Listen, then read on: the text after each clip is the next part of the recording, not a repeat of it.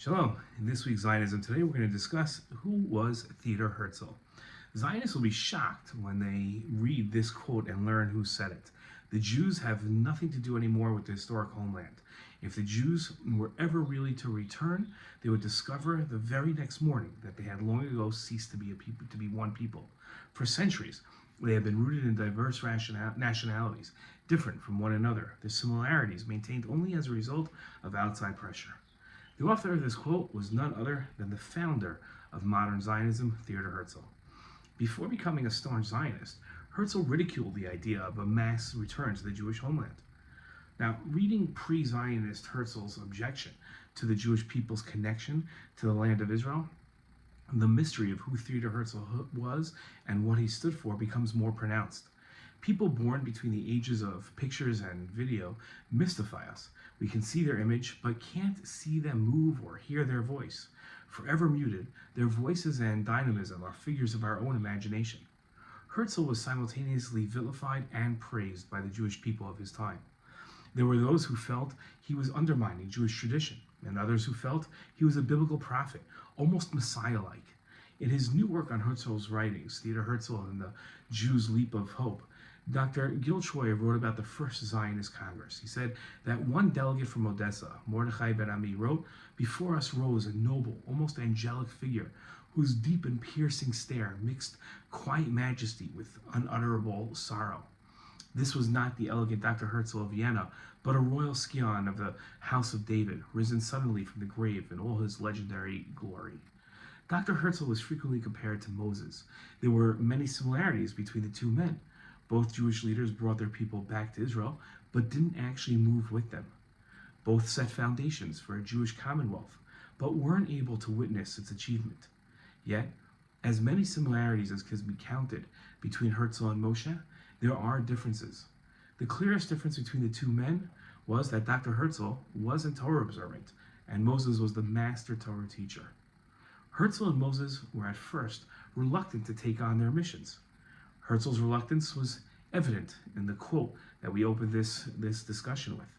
And when Moses heard God say, "I will send you to Pharaoh, and you shall free my people, the Israelites, from Egypt," Moses responded and said to God, "Who am I that I should go to Pharaoh and free the Israelites from Egypt?" While they were both reluctant, Moses doubted himself, while Herzl doubted the connection between the Jewish people and the land of Israel.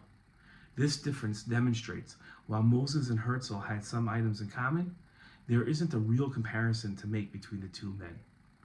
Many are critical of Herzl for his being known as the founder of modern Zionism. They claim that Herzl wasn't the first thinker during his lifetime to come up with the notion of Zionism. He wasn't even the one that coined the name Zionism. Other critics charge Herzl didn't truly galvanize the people, and that during his lifetime, most Jews rejected the idea of returning to Israel. Many religious Jews criticized Herzl's secular approach to Israel and saw him as drawing Jews away from the Torah and Jewish tradition. If there is so much criticism directed at Herzl, why is he so admired and considered the father of the modern Zionist state? Herzl made three significant contributions to the Jewish people that earned him the admiration of the Jewish people. For 2,000 years, the Jewish people were disconnected from each other, spread out through many lands from the Far East to the California coast.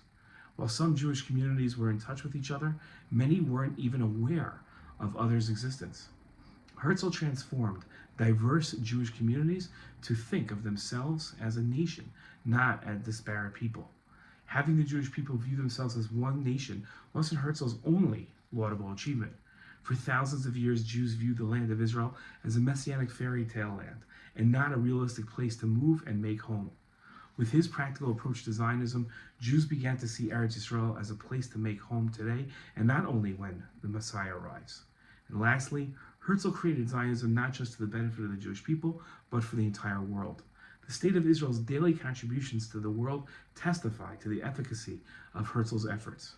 In his book, A Durable Peace, Benjamin Netanyahu praised Theodore Herzl, and he said what Herzl was able to do was to translate a native, emotional Zionism that beat in millions of Jews' hearts into a political movement that took account of the modern world. He understood the forces of politics and power, of personality and persuasion. Above all, Herzl was animated by a profound understanding of history and by a vision of the impending tragedy of European Jewry and of the triumphant possibility of a revived Jewish statehood. He therefore pressed the Zionist claim with all the urgency he could muster. Herzl wasn't the perfect person, leader, or Jew, but that doesn't mean he doesn't deserve the Jewish people's admiration.